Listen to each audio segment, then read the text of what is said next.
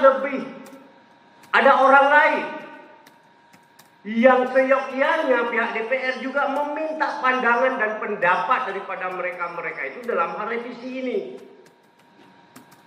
Kalau secara ekstrem saya katakan di sini, teman-teman DPR juga ke 81 orang ini juga harus meminta pendapat dari seluruh panglima-panglima GAM di lapangan.